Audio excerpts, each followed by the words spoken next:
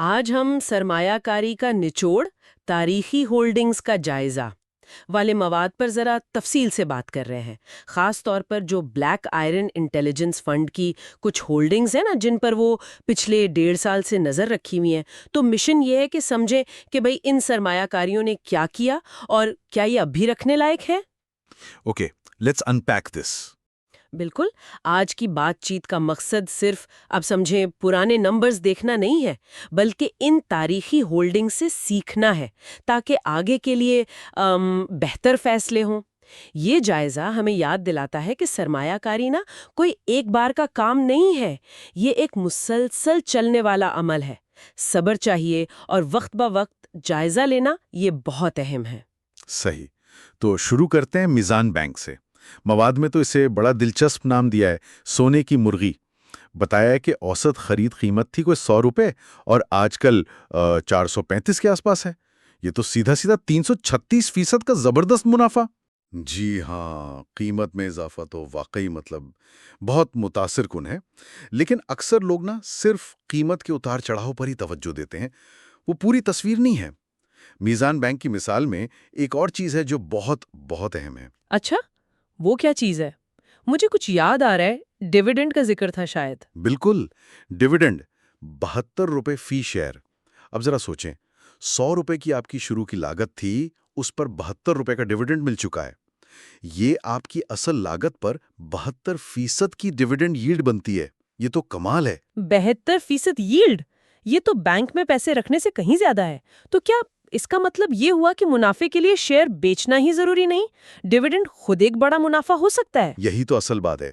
What's fascinating here is कि dividend मुनाफे का एक बहुत अहम हिस्सा है, जिसे अक्सर लोग नजरअंदाज कर देते हैं। ये सिर्फ आपको एक बाकायदा आमदनी नहीं देता, बल्कि ये आपके मजमूई रिटर्न को मतलब बहुत ज्यादा बढ़ा देता है। और इससे भी अहम बात, ये आपके रिस्क को कम करता है। रिस्क को कम करता है? वो कैसे?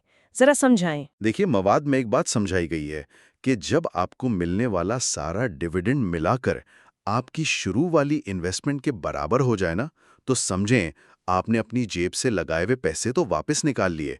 इसके बाद जो शेयर्स आपके पास हैं वो एक तरह से मुफ्त हो गए। आपका असल पैसा महफूज हो गया। अब जो भी डिविडेंड आएगा या कीमत बढ़ेगी, वो सब खालिस मुनाफा है। ये है तवील मुद्दती सरमायाकारी का एक आप कहें जबरदस्त पहलू। वाह! तो असल बात यह है कि डिविडेंड से आपकी लागत वापस आ सकती है और फिर शेयर मुफ्त। ये समझना तो सरमायाकारी को देखने का पूरा जाविया ही बदल देता है। यकीनन, और इसीलिए सब्र बहुत अहम है। ये चीज रातों रात नहीं होती, जाहिर है। इसी सब्र और वक्त की ताकत को और वाज़े करने के लिए वो मवाद में एक आरओआई टूल की मिसाल भी दी है। कहते हैं कि अगर किसी ने 2002 में, जब मीज़ान बैंक बिल्कुल नया था, शायद कीमत बहुत कम थी, उस वक्त अगर 8,000 शेयर्स खरीदे होते तो कुल खर्चा आता कोई 96,000 रुपए का। सिर्फ 96,000 रुपए? और आज तकरीबन 20 साल बाद उन शेयर्स की क्या कीमत होती? यहाँ से रियली इंटरेस्टिंग होता है।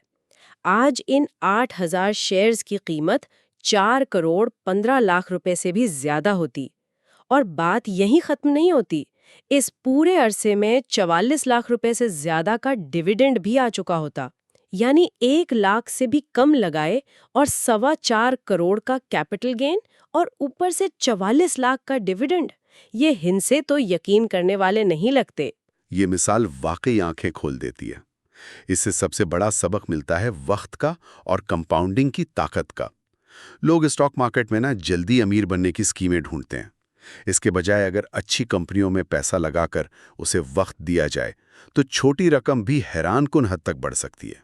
यानी अच्छी कंपनियों के शेयर्स को मार्केट के वक्ती शोर शराबे में घबरा कर बेच देना, जैसा कि अक्सर लोग कर गुजरते हैं, वो शायद सबसे बड़ी गलती है ना? बिल्कुल। कंपाउंडिंग यानी मुनाफा पर मुनाफा कमाने का जो चक्कर है ना, वो तवील मुद्दत में ही अपना असल रंग दिखाता है। हाँ, ये सब्र आजमा ज़रूर है, क्योंकि इतने लंबे अरसे में मार्केट में कई उतार चढ़ाव आए होंगे, यकीनन आए होंगे, जो सब्र का इम्तिहान लेते हैं। लेकिन जो लोग जमे रहते हैं, उन्हें अक्सर इनाम भी गैर मामूली मिलता है। ठीक है। मीज़ान बैंक की मिसाल से हमें सब्र, डिविडेंड और कंपाउंडिंग की अहमियत का अंदाजा हुआ।